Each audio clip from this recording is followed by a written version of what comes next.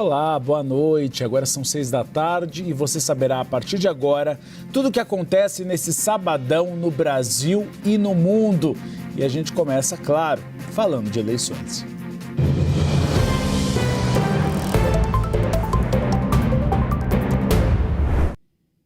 O Tribunal Superior Eleitoral começou a analisar as sugestões de partidos e coligações para melhorar a fiscalização das inserções de candidatos na televisão e no rádio.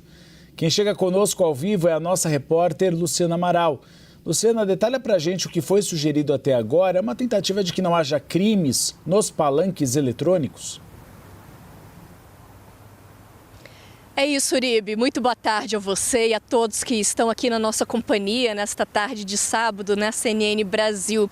Olha, a propaganda eleitoral em rádio e televisão chega logo mais a partir da sexta-feira da semana que vem, dia 28. Então, por isso, o TSE, Tribunal Superior Eleitoral, está conversando com os partidos para aperfeiçoar o método de fiscalização, de inserção dessas propagandas. Inclusive, teve já uma audiência pública nessa última quinta-feira dessa semana. O documento, então, que vai definir as regras dessas inserções é chamado de plano de mídia e vai ser divulgado, então, em breve, a expectativa, é claro, nessa próxima semana. E os partidos, claro, foram convidados a darem sugestões.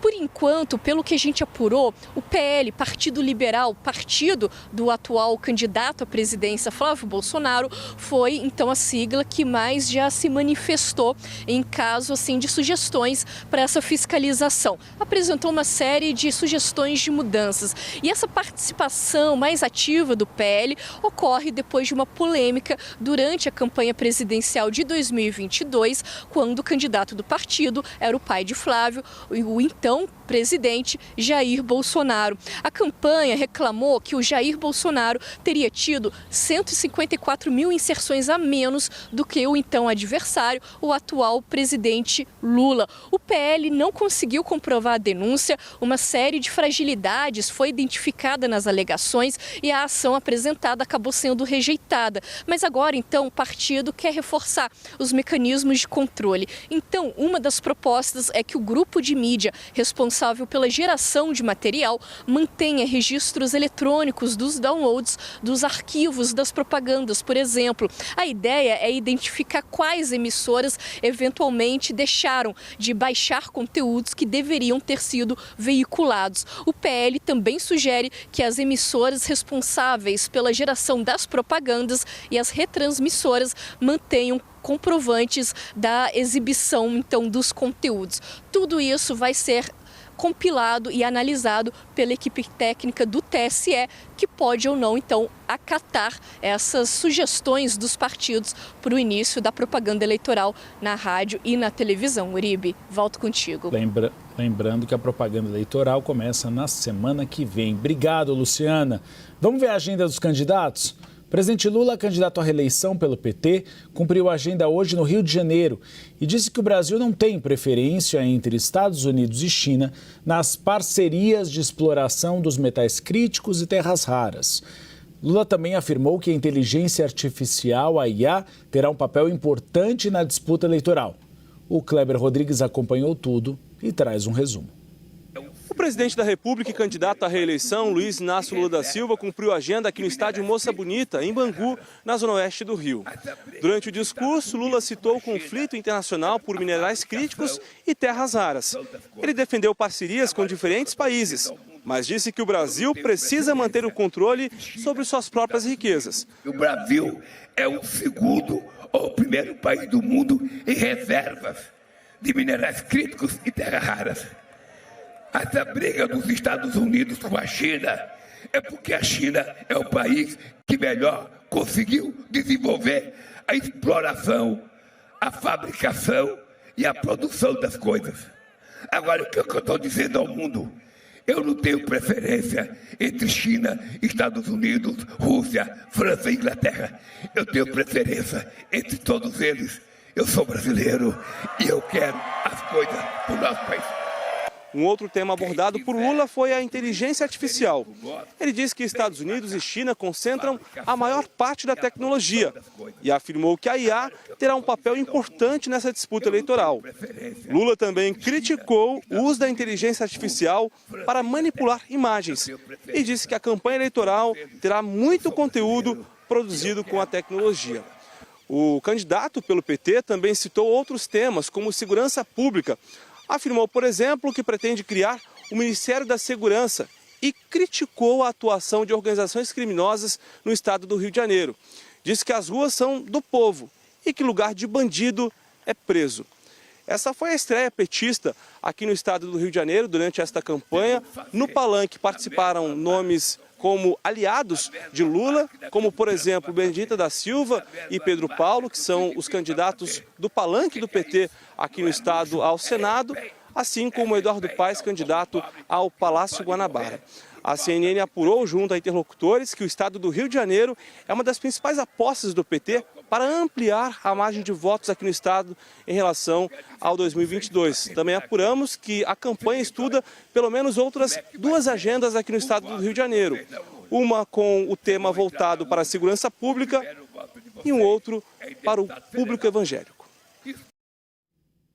Nós seguimos no Rio de Janeiro porque o candidato à presidência da República pelo PL, Flávio Bolsonaro, também cumpriu a agenda no estado e voltou a defender uma política mais dura de combate às facções criminosas.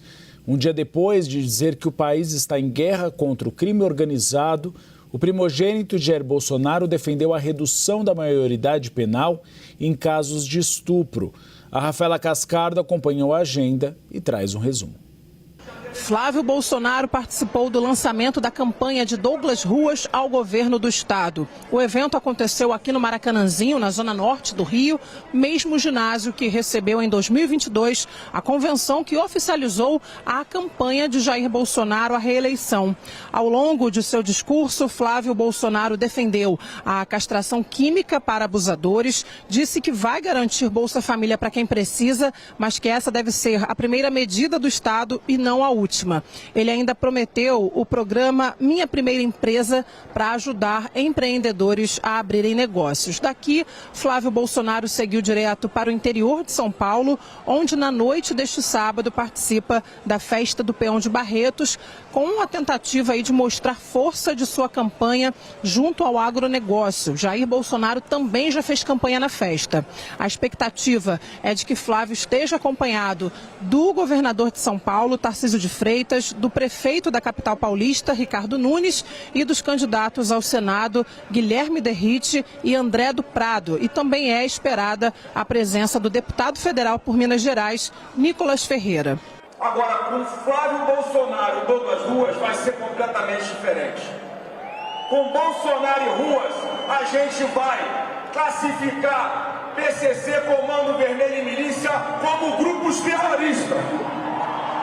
Esses caras vão mofar na cadeia ou vão ser neutralizados pela nossa polícia se enfrentarem. O bandido vai ser tirado de circulação, em pé ou deitado, porque quem tem que andar sem medo na rua somos nós, que as ruas são nossas. E o PT de Lula deve antecipar a estratégia de campanha depois dos casos de investigação envolvendo o primogênito do presidente, Lulinha, e também seu ex-chefe de gabinete, o Marcola. Quem traz as informações é o nosso analista de política, o Pedro Venceslau. A sequência de desgastes envolvendo Fábio Luiz Lula da Silva, filho do presidente Lula, deve levar a campanha do petista a antecipar uma estratégia que estava prevista só para o início de setembro ou depois da estreia do horário eleitoral. A ideia é tentar neutralizar o caso envolvendo o filho do presidente e também o seu ex-chefe de gabinete, reforçando o caso Dark Horse e as relações entre Flávio Bolsonaro e o ex-banqueiro Daniel Vorcaro. Flávio Bolsonaro Bolsonaro tem dito, por sua vez, que essa é uma página virada e pretende, pelo seu lado, reforçar a ideia de que o caso envolvendo Lulinha tem a ver com a máfia do INSS. Mas o PT vai rebater, mostrando que as investigações envolvendo o Lulinha não chegaram a uma conclusão de que ele tem a ver com essa engrenagem comandada pelo careca do INSS. A investigação da Polícia Federal apontou para um possível tráfico de influência, mas num caso que tem a ver com cannabis medicinal e não com o INSS. Portanto, a tendência é que agora as campanhas entrem numa guerra de narrativas, mas tomando muito cuidado. Os especialistas dizem que se as candidaturas exagerarem na munição ou no ataque aos adversários, isso pode aumentar a rejeição aos respectivos adversários e abrir caminho, inclusive, para que os candidatos da chamada terceira via encontrem um caminho para se consolidar numa disputa eleitoral que se mostra bastante polarizada. O PT já reuniu um estoque de material para desgastar Flávio Bolsonaro, que não se resume apenas ao caso Dark Horse. Vão resgatar a investigação feita pelo Ministério Público do Rio de Janeiro sobre uma suposta rachadinha no gabinete do senador, caso que acabou sendo arquivado. Além disso, vão também tentar relacionar Flávio às milícias, enquanto Flávio Bolsonaro vai colocar o tema da corrupção no centro do debate, escalando o seu vice, Alfredo Gaspar, ex-presidente da CPMI do INSS, como o interlocutor para trazer o caso à tona e reforçar essa ideia no horário eleitoral gratuito, que começa no próximo dia 28. As propostas de emenda à Constituição, do fim da escala 6x1 e da segurança pública já têm relatores definidos no Senado Federal. O senador do PSD pelo Amazonas, Omar Aziz, vai cuidar da proposta sobre a jornada de trabalho. E Rogério Carvalho, do PT de Sergipe, ficará responsável pelo texto que amplia o combate ao crime organizado. Os nomes foram acertados pelo presidente da Comissão de Constituição e Justiça, o Otto Alencar, e também pelo presidente do Senado Federal, Davi Alcolumbre. Omar Aziz vai relatar a PEC que reduz a jornada máxima de 44 horas para 40 horas semanais. O texto garante 2 dias de folga por semana sem redução de salários. As empresas poderão funcionar aos fins de semana, desde que organizem as escalas dentro das novas regras. Rogério Carvalho será o relator da PEC da Segurança. A proposta amplia a atuação federal contra facções e milícias e reforça as atribuições da Polícia Federal e da Polícia Rodoviária Federal. A Comissão de Constituição e Justiça vai avaliar se os 2 textos podem ser votados entre o fim de agosto e o começo de setembro, mas a probabilidade é de que ambas fiquem em plenário para depois das eleições. Essas foram as principais notícias do momento. Fique agora com o CNNcast, com empresários debatendo o desafio fiscal do Brasil. Na sequência, vocês assistem ao E-Negócio com o CEO da Motorola, o Rodrigo Vidigal. E eu volto mais tarde com notícias do Brasil e do mundo. Uma boa noite de sábado para você e para sua família.